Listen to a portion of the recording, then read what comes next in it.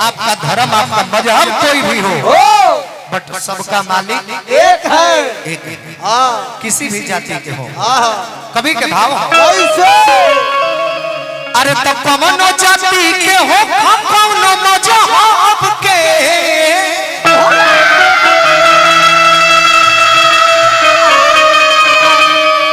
अरे तब कवनो जाति के हो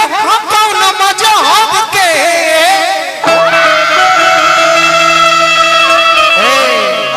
अरे तब पोरे पोरे वीडियो रिकॉर्डिंग होता सब के।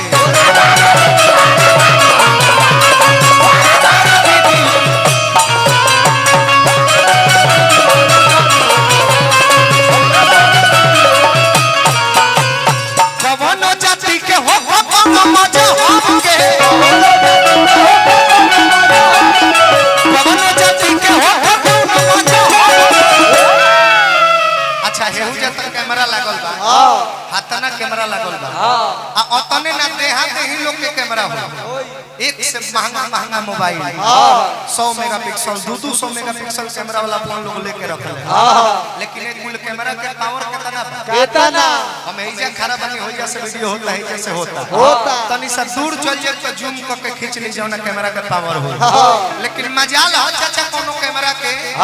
कि हे पर्दावा के पीछवा चल जाए तो जूम करके खींच ले बोलो ना खींचा सकेला ना नो। लेकिन भगवान ऐसा कैमरा रखले बाड़े कि एक तक कई 100 करोड़ जोजन ऊपर बाड़े, हमनी ले दू। लेकिन फिर भी अगर तू घर के बाहरी फील्ड में बाड़ो, चाहे घर के भीतरी बाड़ो,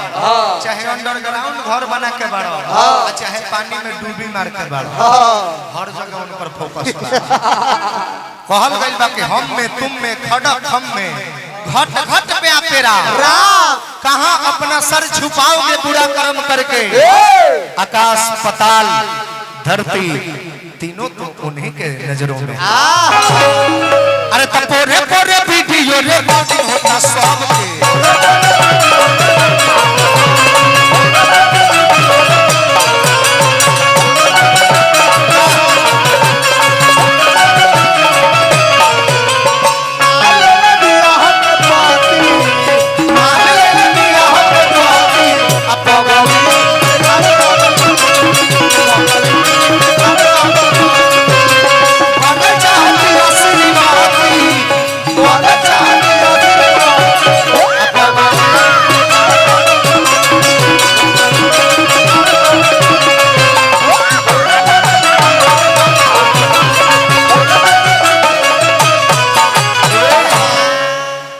सभे बाबे सीसीटीवी कैमरा के सोझा,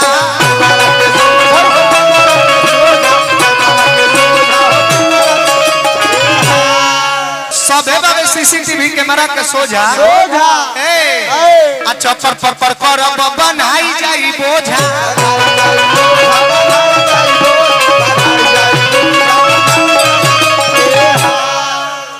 का तार लोग का कहता हो क्या हटता बाबू कहो हटो बाबू हटो तनी काहे हम जब कहत हन त मुड़ी गाड़ देता मुड़ी मत गाड़ दो। कहो भाई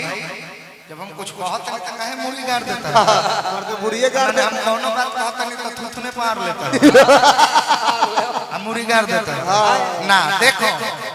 पहले हम हुरकावा कहत कि भागो ना तो हुक दे। हां पड़ रहे थे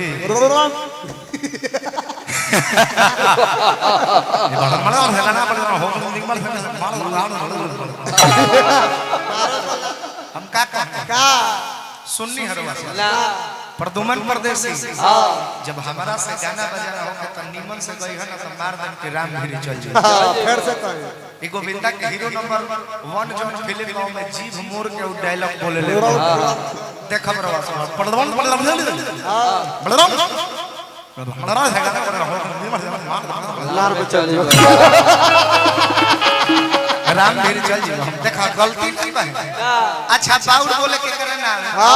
कहत रहे कि नचनियावा से हम कहनी कि बड़ा ठंडा लागला तो कहलस कि आवा हमार हीटरवा धल बार तो हीटर धइला से जार जाला कि त मौगी कहलस कि नाती के बेटा मैं नचनियावा हमार कहलस के नाती के बेटा हीटर धइले बाड़ो आ नीचवा से पलक के खोसी हां मिली ना उनका जब ले पलक ना खुश बसले हीटर गरम कैसे कहले हन अच्छा रवा सब सुनने हैं मैं कतना निमन बात लागल हो देखले राम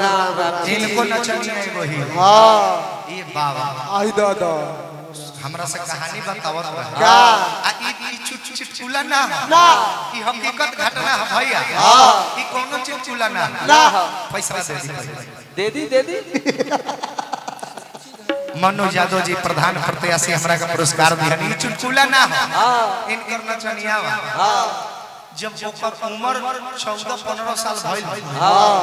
जाके माई से कहलस कि ये माई मम्मी मैं समझ नहीं पा रही हूँ जहाँ जहाँ सोची नहीं थी वहाँ वहाँ मेरे शरीर में बाल आ रहा है जहाँ तहाँ बाहर जा रहा है सोची नहीं थी वहाँ वहाँ भी बाल आ रहा है अब देखिए कौनो माई बाप गलत ज्ञान देवे के ना चाहे ना अगर गलत कुछ पूछबो करी त लखा दी दोसर कुछ बता दी तो माई ऊपर कलश की बेटी देखो जिस चीज का नाम रख रही हो वो बंदर है बंदर और तुम्हारा बंदर बड़ा हो रहा है इसलिए उसमें बाल आना शुरू हुआ थपरी बजावत गइल अपना बड़की बहनिया लगे वो 21 साल के हो गए कलश की दीदी मेरा बंदर बड़ा हो रहा है अब मेरे बंदर पे बाल आना शुरू हो चुका है बड़की बहनिया कहना चलिए कलश की चुप चुप चुप बंदर बड़ा हो रहा है बाल आ रहा है फिर भी तुम्हारा बंदर मेरे बंदर से बहुत छोटा है तुम्हारे बंदर पे तो सिर्फ बाल ही आ रहा है मेरे बंदर पे तो बाल आया ही आया है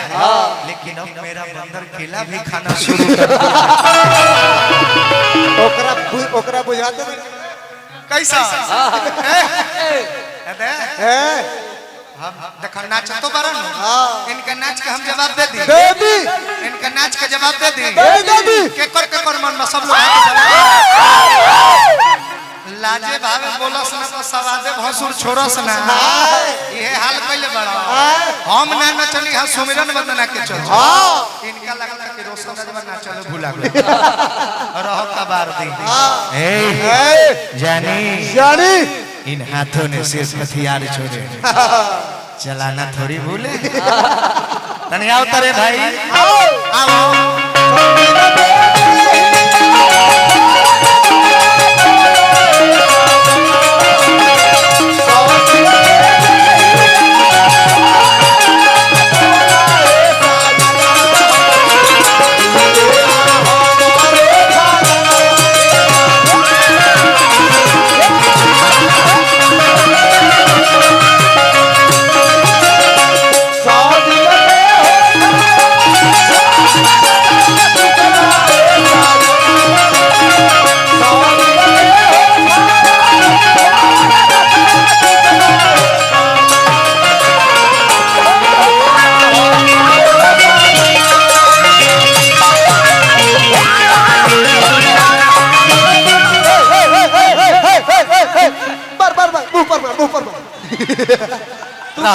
तू का उठलो बैठा कीड़ा काटे लागल कीड़ा काटे लागल कीड़ा काटे राजा जी देखो हिजरा जस थाली बजावता रे कीड़ा काटे राजा जी अच्छा देखी रवा सब इहो नाच के हमरा गोल में बैठ रहले आइले हमरा में उतना शक्ति रहल तब न बैठ के देखनी लेकिन हम जब इनका भेड़ी कहनी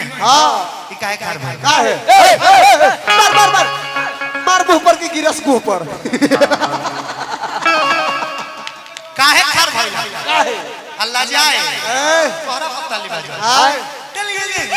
चल बजाई ये तू तो देखता रह हम ना चली हम पानी सा आई उठ के पूरा पप्पो देलक लोग हाला कर देलक चली बजे लजल भी लेखा मन ए महाराज रउआ गइनी है तो मुंह काहे खोल देले है लजाइल बिलैया खमान हो छे ना कोई ना बजे ना बजाई ना के लजाइल बा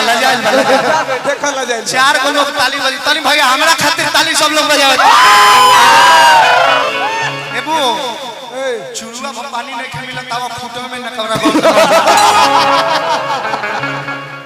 अरे कि सबसे बाबे सीसीटीवी कैमरा के सोझा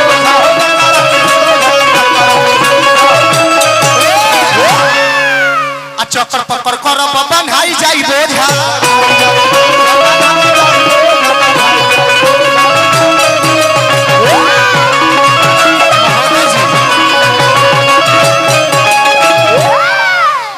कितना रुपया के अनगिनत पुरस्कार देते रह गए तब अरे कि सभे बाबे सीसीटीवी कैमरा के सोझा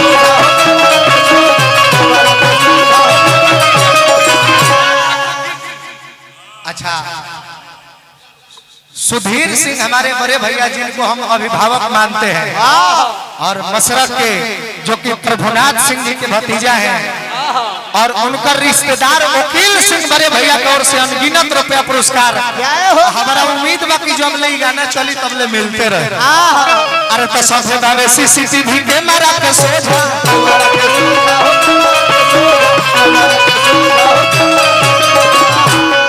विनोद सिंह जी अध्यापक से फलिया से हमरा का पुरस्कार दिहलो बानी अभिनंदन अरे तो चक्कर पकड़ कर बन्हाई जाई बोझा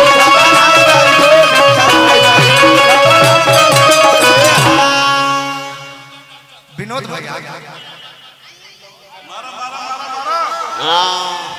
मारते बानी है ना भैया के हमरा का नाम है प्रदुमन जी कि कह दो प्रदुमन परदेसी से कि भाग के जइब गहूं में आ जान ना बची ओहू में हम रात भर ना नाची हम रात भर ना नाची तू रात भर नचवा हम एक बार में बिगाड़ दे हो जनतर काहे कि सोनरा के ठुकू ठुकू ना सोनरा के ठुकू ठुकू और लोहरा के धर एक के बार में चापुट अरे तो सब बाबे सीसीटीवी कैमरा के सोझा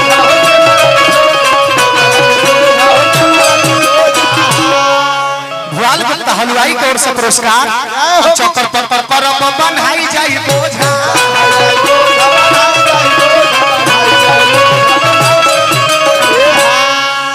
कहे कि हो लीला धारी लीला करे को जम के हो लीला धारी अब भैया हो अरे तो पोरे पोरे वीडियो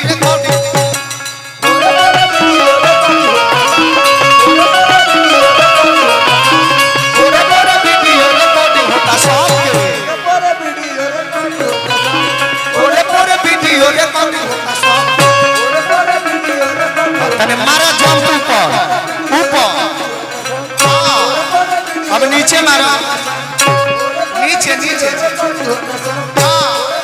अब हेले बावे बावे अब दाहिने मारो तने होने घुमाओ रहा रहा सामने मारो सामने